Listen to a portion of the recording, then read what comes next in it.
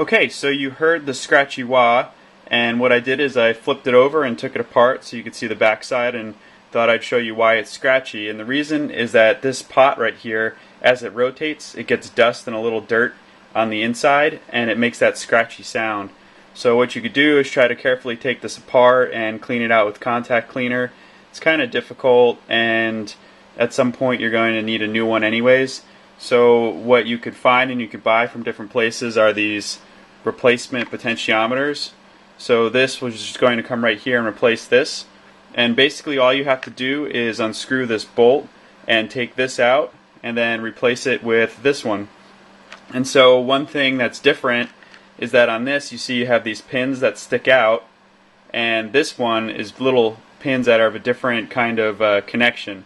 And so what you have to do is just flip it over, and this one comes with directions where the black, the yellow, and the blue line of the old pot is labeled, and here this is the new one, and you're just going to desolder these and solder them on right here.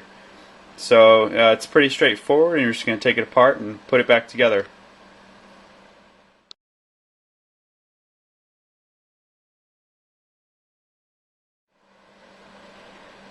Okay, so I thought that I would just show you desoldering of this. So I've got my soldering iron right here, and basically all you're going to do is hold the tip against it and wait for that solder to melt. Grab it with a pair of pliers because the wire gets hot, and pull it right out. So we'll just take them out in order. That's the black one. Here's the yellow one. And this blue one might be a little trickier, but let's see.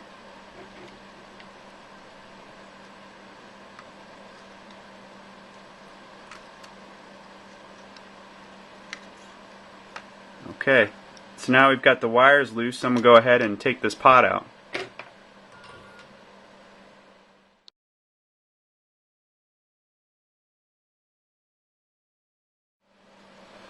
So when the wah has the rocker all the way down, so basically like your foot is on the floor, this pot is turned completely to the left.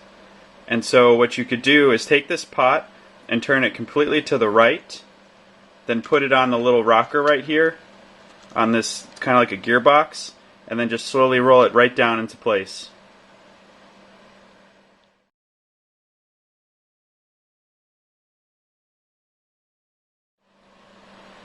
Okay, so I flipped this around, and the last thing to do is going to be to reattach the wires. And so the way that I would do this is that I place the pot like it is in this picture right here. And so you start with this wire, because that's the hardest one to reach, then come over and solder this one and solder that one. It's because I'm right-handed, so it's easier, this one, that one. So what I'm going to do is I had to strip this wire a little bit more, and I kind of make like a little hook, and I'm going to put it in there and then attach it with the pliers, wrap it around the little post, and then I'm going to solder it, and then I'm going to do the next two.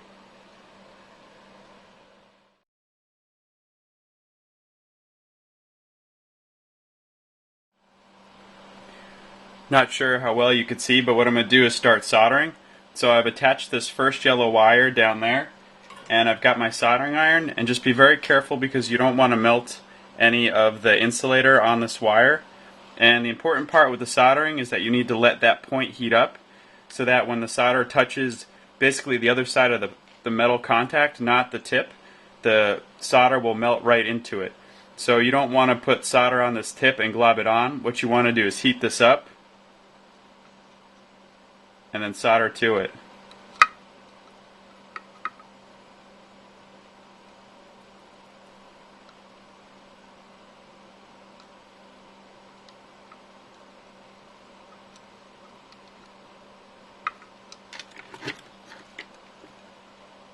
Okay, and that's the first one. And I'm going to repeat that for the next two.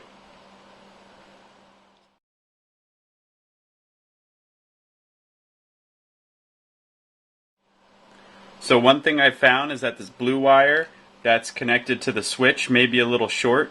It depends on your wah, but what I have to do is clip off, probably can't see, but I've got to clip off this little connector, and then I'm going to try to attach it that way. So now I've got a little more length there.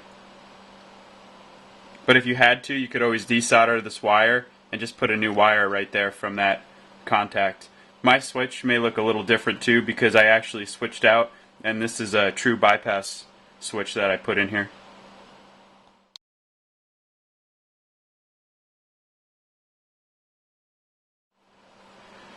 So while I had this open, I thought I would show a couple more things. I've got this all soldered now, and what I did is on this one I put in that basically a true bypass switch, and what it does is that when you have the wah turned off, it makes sure that none of this internal circuitry is actually going through your guitar signal. It's reasonably straightforward. It's a little harder to do than to change this pot out because you actually end up having to follow the traces, and on the board I had to cut a couple traces to get that to work right. So then one more thing that's kind of neat that people like to see about a wah is that sometimes it's very difficult to get it to turn on. And so what I do is I have these these little rubber stoppers right here. I actually cut them off, and it makes the wah very easy to turn on. It's you barely put any foot pressure on it and it will turn on for you. So it's always something that kind of bothered me, and found out you could cut those off.